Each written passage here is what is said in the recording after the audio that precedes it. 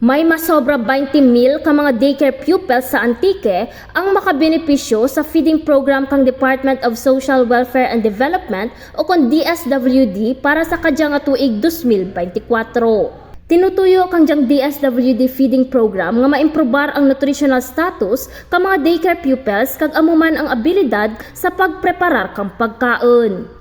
Sa interview kang Buenavista Cable kang Martes, Agosto 20 sa kay DSWD Project Development Officer 1 Faith Villavicencio, anang ginhambal nga kada banwa may mga target beneficiaries, partikular ang mga kabataan nga makabig nga undernourished kag malnourished kag naka-enroll sa mga Child Development Center o kon CDC. Implement kita for 14 cycles, so ang budget naton for 14 cycle is 15 pesos for 120 feeding days.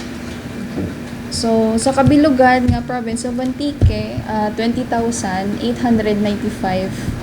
ang target beneficiary. So sa kada municipality may sari-sari kita nga target based man sa anda nga universal nga enrollees.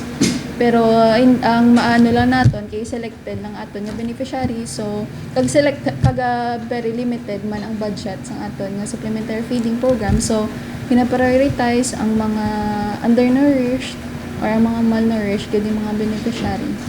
Suno pa kay Villavicencio nga may alokasyon nga 37.6 million pesos para sa mga programa sa Antique.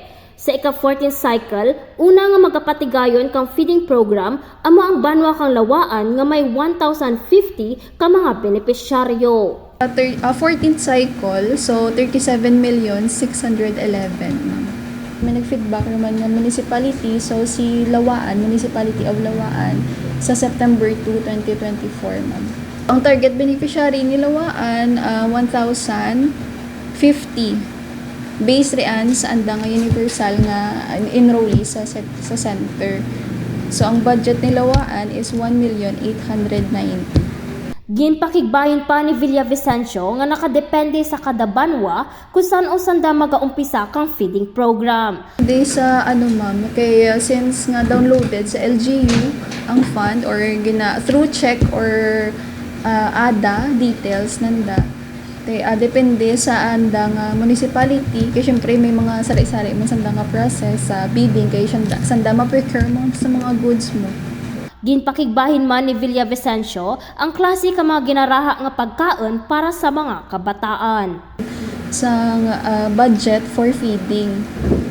So usually ang sa feeding dyan rin ang mga hot meals naton, just like ang mga sopas with fruit in season, tapos ang mga usual man mga pagkaon ma'am like may rice, tapos ang mga dapli ba lang naton, pero ang gina-ensure lang naton nga before ang anda nga food items rin ang ginapa-check sa aton nga nutritionist dietitian para ma-ensure nga pasok ta na sa recommended energy or RENI naton nga intake per day, which is 400 kilocalories to 450 kilocalories per day.